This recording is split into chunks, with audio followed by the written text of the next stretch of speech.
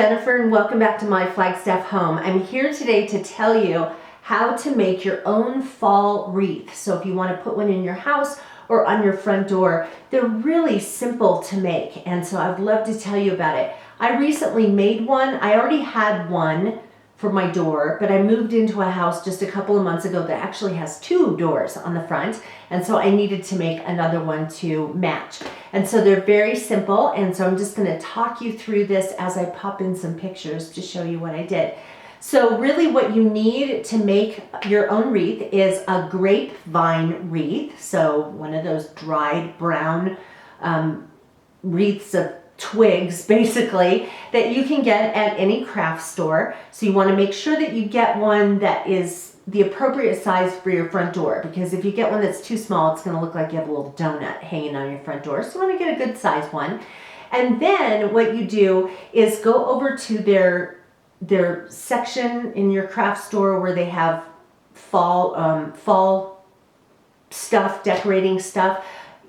If you're making one for any other season, just go into their fake flower section to get what you're looking for. But anyway, if you go into, especially at Michael's, if you go into their fall section, a lot of their things will be on sale. And I bought my stuff 40% off, I think it was. And did I also have a coupon? I don't know. I think I did. So you look for their garlands. They'll have these long garlands, and they have leaves. Some of them are just leaves. Some of them will have leaves and gourds and berries and different things. Some of them are glittery. Some of them are really bright colors. Some are subtle. So you just have to choose what you want. And you may decide that you want to get more than one different kind of garland so that you can mix them. So if you got like a bright orange one, all the leaves are bright orange, you might want to get another one that has some more subtle tones to it and has berries on it. And then that way you can use all of these parts in your wreath.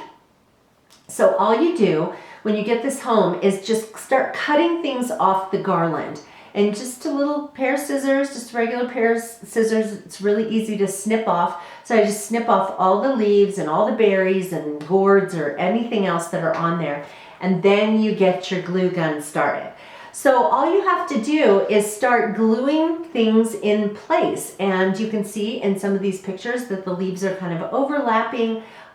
So I would take the stem of a leaf and just kind of shove it in between the twigs of the grapevine wreath, and then just squeeze some glue from the hot glue gun in there. Hold it for a second to make sure that it catches hold, and then you just kind of keep adding things. So I did all the leaves first, and then after I got the whole wreath covered with leaves, then I started to decide on where I wanted to have some focal points. You don't want to just put random stuff all the way around it. If you just have like little gourds and berries and everything, it just sort of looks a little bit chaotic, and it's really nice to select a few places, 2 or 3 spots where you put some focal points. And so you can see that on this one I chose a flower with some pine cones, little pine cones, and I made a little cluster and a small thing of berries.